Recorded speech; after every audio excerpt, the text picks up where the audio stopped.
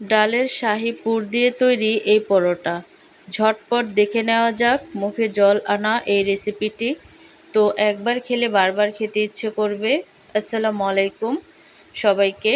তো দেখো এখানে কিন্তু আমি বুটের ডাল নিয়ে নিছি, আর এই ডালটাকে ধুয়ে ভালোভাবে তারপর সরাসরি চুলায় বসায় দিছি। আর এখানে পরিমাণ মতো পানি দিয়ে তারপরে ডালটাকে আমি ঢেকে দেব সিদ্ধ হওয়ার জন্য। ডালটা সিদ্ধ হয়ে যাওয়ার পরে কিন্তু আমি একটু অনবরত নেড়ে চেড়ে তারপর চেক করে নেব ডালটা ফুটছে কিনা। তো দেখো ডালটা কিন্তু টিপ দিলে গলে যাচ্ছে, তার মানে ডালটা অনেক বেশি ফুটে গেছে। তো ডালটাকে নামিয়ে এক সাইডে রেখে এখানে আমি রুটিটা করার জন্য ডো তৈরি করে নেব। তার জন্য নিয়ে নিছি ময়দা, তোমরা চাইলে আটা দিয়েও করতে পারো। তো এই ময়দার মধ্যে আমি অ্যাড করে দেব স্বাদ মতো লবণ।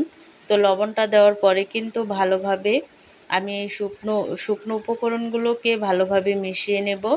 আর শুকনো উপকরণগুলোকে ভালোভাবে মিশিয়ে নেওয়ার পরে কিন্তু এই ময়দার মধ্যে আমি হালকা কুসুম গরম পানি দিয়ে একটা ডো তৈরি করে নেব। তবে অবশ্যই কিন্তু পরোটা তৈরি করার সময় হালকা কুসুম গরম পানিটা অ্যাড করবে, তাতে দেখা গেছে পরোটার রেজাল্টটা কিন্তু অনেক বেশি ভালো আসে। তো দেখো এখানে কিন্তু আমি হালকা কুসুম গরম পানি দিয়ে তারপরে আমি ময়দাটাকে ভালোভাবে মিশিয়ে নিচ্ছি।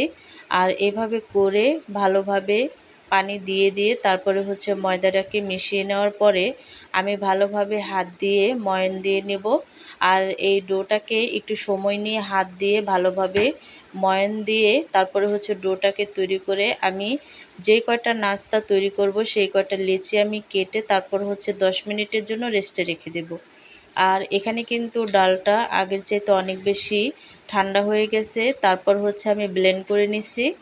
আর ব্লেন্ড করে নেওয়ার পরে কিন্তু একটা হাঁড়ি নিয়ে নিছি, হাঁড়িতে দিয়ে দিছি ঘি। আর এই ঘি দিয়ে কিন্তু ডালটাকে আমি ভালোভাবে ভেজে নেব।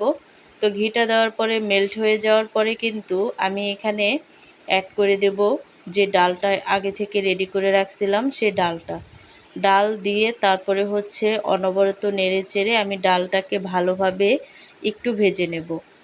বুটের ডাল সেদ্ধ করার পর ঘি দিয়ে খুব ভালো করে ভেজে নিতে হবে। এরপর চিনি যোগ করে একদম নাড়াচাড়া করে আঠালো ও সফট হালুয়ার মতো টেক্সচার আসা পর্যন্ত রান্না করবে। ডালের পুর পুরোপুরি ঠান্ডা হলে তবেই ময়দার ভেতরে পুর হিসেবে ব্যবহার করবে, নয়তো রুটি বেলার সময় ফেটে যেতে পারে। তো দেখো এখানে কিন্তু ডালটা ভাজা হয়ে যাওয়ার পরে এখানে আমি অ্যাড করে দিছি চিনি। এখানে যেহেতু অর্ধেক চিনি আর অর্ধেক গুড় ব্যবহার করতে হয়, তো তোমরা চাইলে পুরোপুরি এই ডালটাকে গুড় দিয়ে রান্না করতে পারো, তবে চিনি দিলেও অনেক বেশি ভালো হয়। তো চিনিটা দিয়ে আমি ভালোভাবে পুরটা তৈরি করে এক সাইডে রেখে এখানে দেখো লেচিগুলো আগের চাইতে অনেক বেশি নরম হয়ে গেছে। একটা লেচি নিয়ে শুকনো ময়দা দিয়ে তারপরে আমি রুটির মতো করে বেলে নেব। তো দেখো খুব সহজেই কিন্তু এভাবে করে রুটির মতো করে বেলে তারপরে এখানে আমি অ্যাড করে দেব ঘি। আর ঘিটা দিলে অনেক বেশি ভালো হয়, পরোটা থেকে খুব সুন্দর একটা ফ্লেভার বের হয়। তো তোমরা চাইলে ঘিটা দিতে পারো, আর না চাইলে কিন্তু স্কিপ করতে পারো।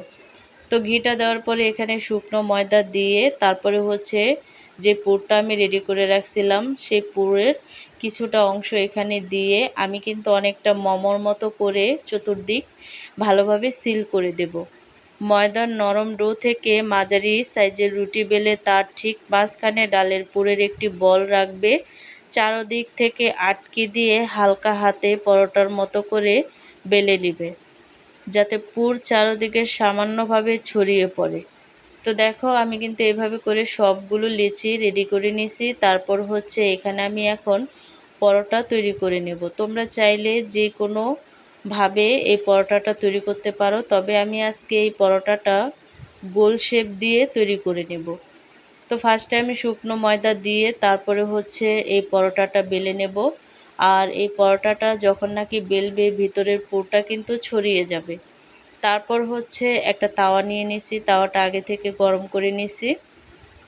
তারপর উল্টিয়ে পাল্টিয়ে ফার্স্টে আমি রুটির মতো করে ভেজে নেব। আর পরোটা সবসময় ভাজার আগে রুটির মতো করে ভেজে নেবে, তাতে দেখা গেছে রেজাল্টটা অনেক বেশি ভালো হয়। তো দেখো আমি কিন্তু এখানে তেল দিয়ে দিছি, তেলটা দিয়ে তারপরে ফুলকো ফুলকো পরোটা আমি একদমই লাল লাল করে ভেজে নেব।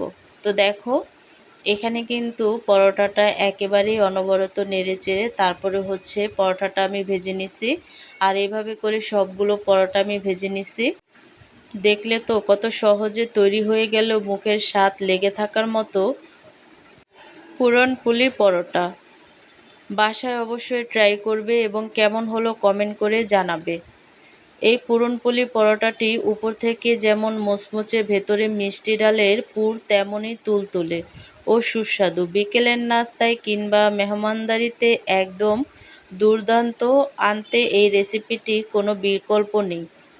ভিডিওটি ভালো লাগলে লাইক ও শেয়ার করতে ভুলবে না। আর এমন চমৎকার সব রেসিপি পেতে আমার চ্যানেলটিকে সাবস্ক্রাইব করে আমার পাশেই থাকবে। তো আজকের রেসিপিটা কেমন লাগলো অবশ্যই কিন্তু কমেন্টে জানাবে। তো অন্য কোনো রেসিপি নিয়ে তোমাদের মাঝে আবার চলে আসব। আজকে এই পর্যন্তই। সবাই সুস্থ থাকবে, ভালো থাকবে। আল্লাহ হাফেজ।